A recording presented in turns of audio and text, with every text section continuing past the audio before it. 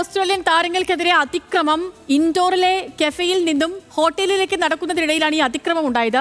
Australian team മാനേജറുടെ പരാതിയിൽ കേസെടുത്ത പോലീസ് പ്രതിയെ പിടികൂടിയിട്ടുണ്ട്.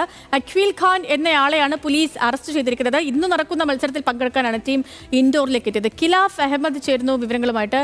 ഖിലാഫെ, എന്താണ് സംഭവം? സേതു, കഴിഞ്ഞ ദിവസം ഒക്ടോബർ 23-നായിരുന്നു ഈ ഒരു ദാരുണമായ സംഭവം. നമുക്കറിയാം, ലോകകപ്പിനായി ഇന്ത്യയിലേക്ക് എത്തിയ അന്താരാഷ്ട്ര താരങ്ങൾക്ക് എതിരെയാണ് ഇപ്പോൾ ലൈംഗിക അതിക്രമം നടന്നത്. ഇതിൽ ഒരു പ്രതിയെ പോലീസ് പിടികൂടിയിട്ടുണ്ട്. ഒക്ടോബർ 23-ന് കഫേയിൽ നിന്ന് ഇവർ താമസിക്കുന്ന റെഡ് ബ്ലൂ ഹോട്ടലിലേക്ക് നടക്കുമ്പോഴായിരുന്നു ഈ ഒരു അതിക്രമം നടന്നത്. ഇതിൽ പ്രതിയെ അഖിൽ ഖാനെ ഒരു അന്വേഷണത്തിൽ, അതായത് CCTV കേന്ദ്രീകരിച്ചിട്ടുള്ള അന്വേഷണത്തിലാണ് MIG പോലീസ് സ്റ്റേഷൻ പരിധിയിൽ നടന്ന അക്രമത്തിൽ പ്രതിയെ പിടികൂടിയിരിക്കുന്നത്.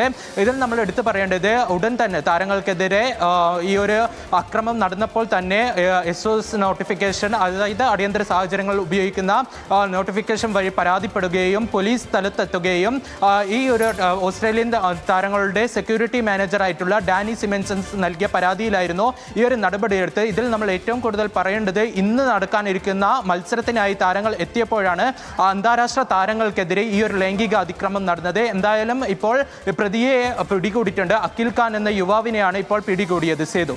ഓക്കെ, ഖിലാഫ് അഹമ്മദാണ് വിവരങ്ങൾ നൽകിയത് സ്പോർട്സ് ഡെസ്കിൽ നിന്ന്.